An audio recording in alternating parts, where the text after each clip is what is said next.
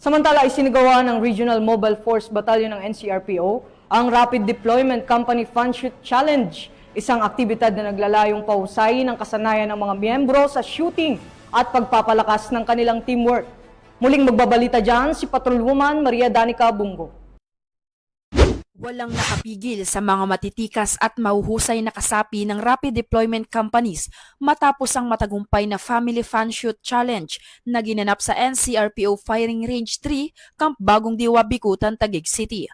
Pinangunahan ito ni Police Captain John Smith Binwag, 8th Mobile Force Company Commander, at Police Captain Rexis Kitapulaw, 9th Mobile Force Company Commander. Kasama rin sina Police Major Roderick Pasilan at Police Captain Edwin Langbisan. Ang paligsahang ito ay hindi lang pagsubok sa bilis, liksi at diskarte, kundi isang patunay ng kahandaan sa anumang hamon ng serbisyo.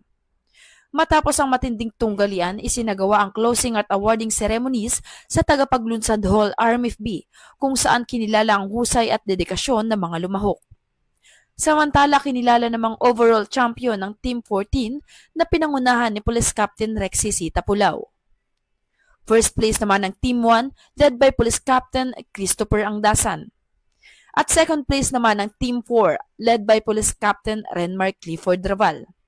At third place naman ang Team 9 na pinangunahan ni Police Master Sergeant Juben B. Mudyahirin.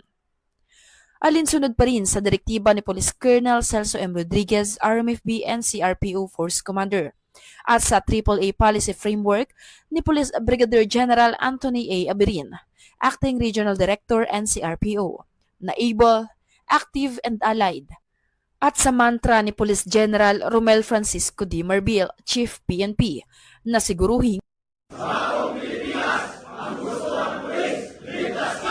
muli.